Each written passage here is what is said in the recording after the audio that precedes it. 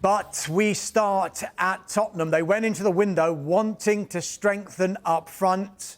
Michael Bridge, they're close to doing it, aren't they? Very close. They've agreed a deal with Bournemouth to sign the striker Dominic Solanke for a fee starting around £55 million, rising to £65 million. Look, Spurs have made it very clear. Ange Postecoglou has made it very clear from the start of pre-season that they needed to improve those forward areas. And Solanke, who had an excellent season last year at Bournemouth, Spurs primarily looking at English homegrown talent. Solanke for Ange Postecoglou and Tottenham Hotspur ticks all the boxes. Yes, he's an out-and-out striker. However, he's very good in a 10. He's played wide before. So Spurs, if they get this done, will be absolutely delighted. So Tottenham could go into the season with this man, Solanke, and Richarlison. But do you think they'd like even more attacking talent? Possibly, Dharmesh. I know there's been previous interest in Pedro Neto, but look, we'll wait and see. I certainly think we'll see Dominic Solanke featuring for Spurs against Leicester on Monday Night Football in just over a week's time. In terms of other forwards, we'll wait and see. There are options now. They have. Obviously, Timo Werner came back on a loan. Heung-min Son, Richarlison staying, as he told everyone yesterday on social media. But yeah, we'll wait. They're going to wait and see. There are options, but outgoings was key for Spurs as well this summer. Pierre-Emile Højbjerg's left. Emerson Royal potentially on his way out as well, which means Spurs might be looking for another fullback. So I think in terms of incomings and outgoings, they're not done yet. OK, so very, very close, Tottenham, to signing Dominic Solanke. And I know you two gentlemen, by the way, good afternoon. Hello. Paul Gilmore.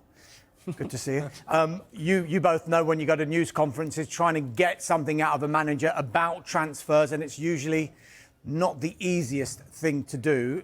And that's the case with Ange Postecoglou, the Tottenham manager. And he explains why he usually stays a little bit quiet when it comes to transfer business.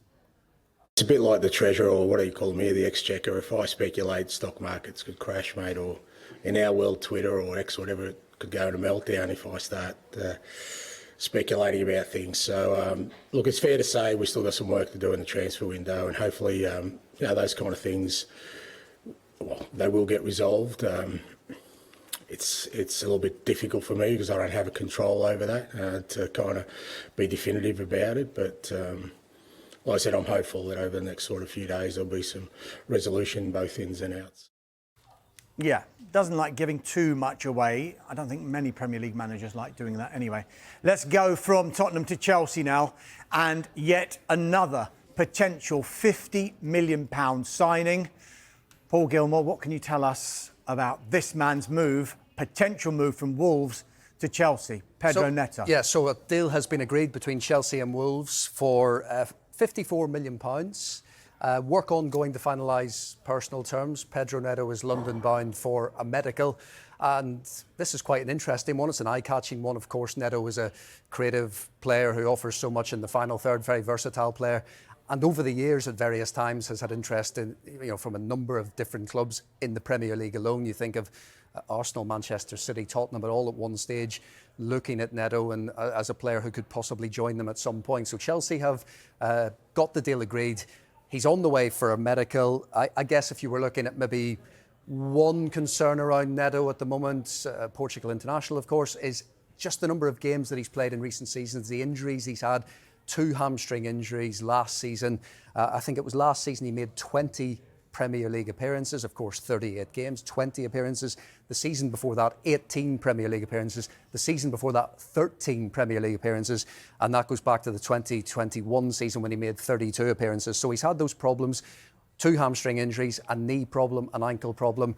And the key for him is getting a run of games again and getting those high numbers and being able to give. Of course, Chelsea are going to have a big squad and the rotation will be key, but no doubting his quality, as we've seen for Wolves consistently in the Premier League and we've seen with Portugal as well.